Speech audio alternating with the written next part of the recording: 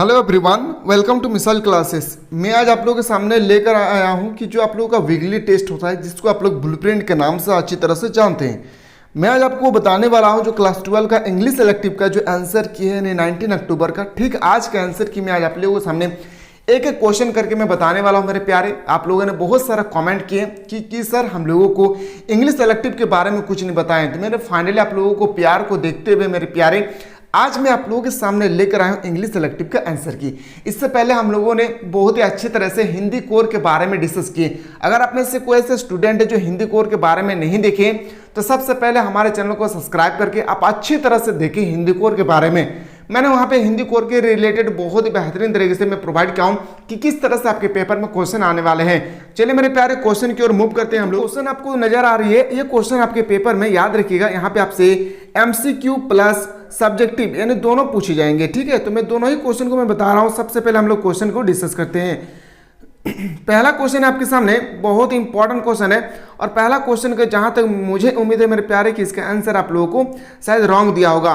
How many times in Mahabharata longer than the Iliad and Odyssey and both together. इसका जो सही उत्तर आ जाए, याद रखिएगा, इसका राइट आंसर होना चाहिए, याद रखिएगा 8। लेकिन आपके ऑप्शन पे ना कहीं भी 8 दिया हुआ नहीं है। तो मेरे प्यारे, इसको आप आंसर करके क्या आएंगे, तो इसका जो राइट आंसर होगा ना, राइट आंसर जो होता है वो याद रखिएगा ऑप्शन नंबर यहाँ पे आपका 8 होना चाहिए, लेकिन कोई भी ऑप्शन में आपका 8 नहीं है।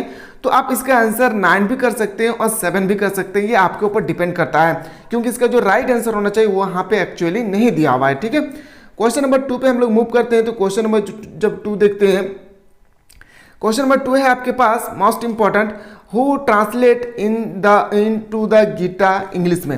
यानी आपसे ये क्वेश्चन पूछा गया कि जो गीता एक पवित्र पुस्तक है, ग्रंथ है, इसको ट्रांसलेट किसने किया था। देखिए, ये जो ट्रांसलेट किया था ना, ये मेरे प्यारे, ये क्वेश्चन जो है यहाँ पे लिखना चाहिए, इसको फर्स्ट ट्रांसलेट किसने किया था।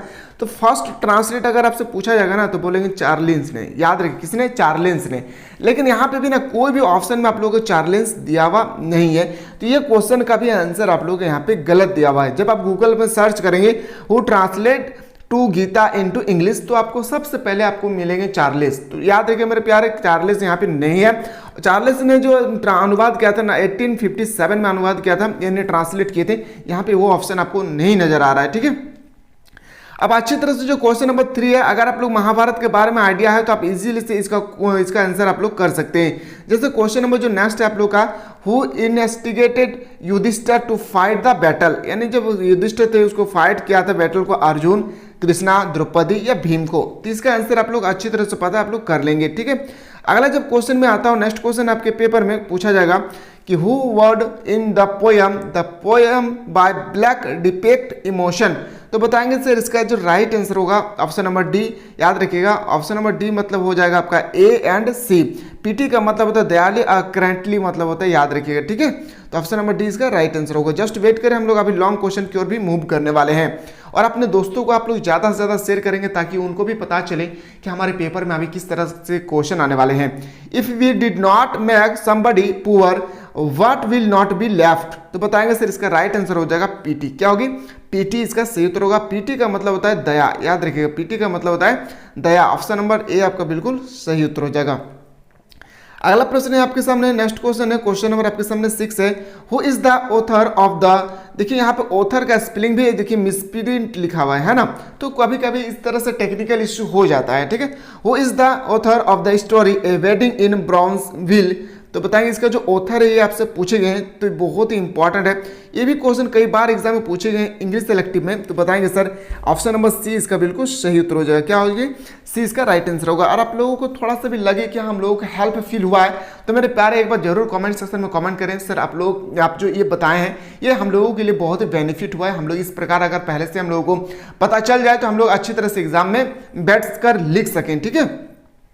अगला क्वेश्चन है, क्वेश्चन नंबर जो आपका 7 है, why did doctor Margolin not want to attend the wedding at Brownsville. तो बताएंगे इसका जो सही उत्तर होगा ना, याद रखिए ऑल ऑफ दिस। क्या हो जाएगी, ऑल ऑफ दिस इसका राइट आंसर हो जाएगा। देखिए ये भी आप कर सकते हैं, या तो अगर आपको स्टोरी पता है तो यहाँ पे स्टोरी देख सकते हैं, ठीक है। मैं फिर भी बता रहा हूँ इसका राइट आंसर डी होगा, एक बार आप लोग चेकअप कर लीजिएगा, ठीक है। क्वेश्चन नंबर नेक्स्ट पे आते हैं, जो क्वेश्चन नंबर 8 है आपका सामने। क्वेश्चन नंबर जो 8 है, फिर से क्वेश्चन जो 8 है कि what kind the help did doctor Solomon Margolin provide to his Jewish patients.